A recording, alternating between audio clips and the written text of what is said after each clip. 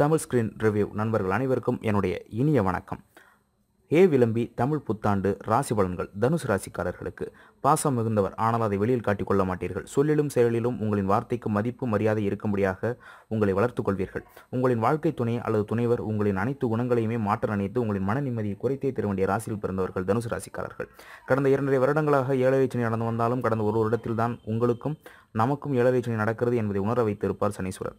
நீதி நேர்மை ஒடுக்கத்திற்கு அதிபதி சனீஸ்வரர். அவருக்கு மாறாக இருப்பவரைத்தான் ஏழரை சனி தண்டிப்பார். நான் அது மாதிரி இல்லை, இதனால் என்னை ஏழரை சனி பிடிக்க மாட்டார் என்று தனுசு ராசிக்காரர்களை பல பேர் நம்பி செயல்பட்டீர்கள். ஆனாலும் சனீஸ்வரர் தனது வேலையை உங்கள் மீதும் காட்டிவிட்டார். சிலருக்கு கடந்த ஒரு வருடத்திற்குள் எதற்கும் சம்பந்தமில்லாத பிரச்சனைகளில் எல்லாம் உங்களையும் சேர்த்து விட்டிருப்பார்கள். வெளியில் என்னதான் தைரியமாக பேசினாலும் மனதில் முன்பு போல இல்லாத மனநிலையில்தான் இருந்து வருகிறீர்கள்.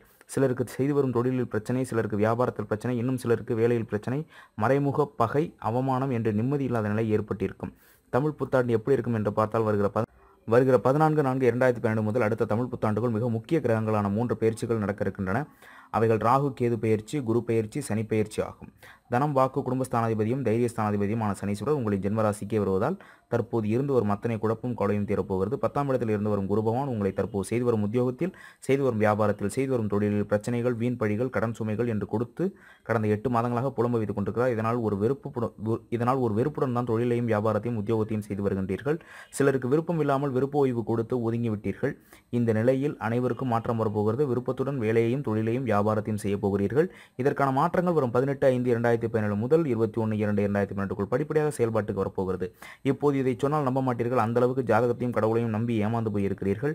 நல்லதுதான் செய்தேன், எனக்கு ஏன் இந்த கடன்கார நிலை என்ற வெறுப்பு கோபத்தில் பலர் இருந்து வருகிறீர்கள். இந்த நிலை படிப்படியாக மாற்றம் காணப்போகிறது. விதி வழிதான் 10ல் குரு 3ல் கேது ஆகியவை இந்த நிலைக்கு காரணம். கிரகநிலைகள் மாறும்போது உங்களுக்கு மாற்றம் வந்துதானே தீரும். ஆனால் முதலில் முயற்சிகளை நீங்களே செய்தால் மட்டுமே கிரகங்கள் உங்களுக்கு உதவியாக ஆறுதலாக வரும். தாமாக எதுவும் இந்த உலகில் நடக்காது. இது தனுசு ராசிக்காரர்களாகி உங்களுக்கு நன்றாகவே தெரியும். அடுத்த ஆண்டு பிறப்பதற்குள் உங்களின் இந்த நிலையும் மாறப்போகிறது. இந்த லாபகுருவும் 2ஆம் இட கேதுவும் ஜென்மசனியும் கொடுக்க போகிறார்கள். கவலை வேண்டாம். தனுசு ராசிக்காரர்கள் செய்ய வேண்டிய பரிகாரங்கள்: சிவபெருமானுக்கு தொடர்ந்து 19 ஞாயிற்றுக்கிழமைகளில் மஞ்சள் மற்றும் வெள்ளை நிற பூமாலைகள் அணிவித்து நெய் தீபம் ஏற்றி ஓம் நமச்சிவாய மந்திரத்தை உச்சரித்தபடி கோவிலின் உள்பிரகாரத்தை சுற்றி வாருங்கள். ஏழரை சனியின் பாதிப்பில் இருந்து மெல்ல மெல்ல விடுபடுவீர்கள்.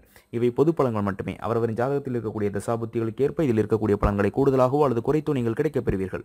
மேலும் மற்ற ராசிகளுடைய ராசி பலன்களை நீங்கள் தெரிந்து கொள்ள நம்முடைய தமிழ் ஸ்கிரீன் ரிவ்யூ யூடியூப் சேனலை சப்ஸ்கிரைப் செய்யுங்கள். நன்றி.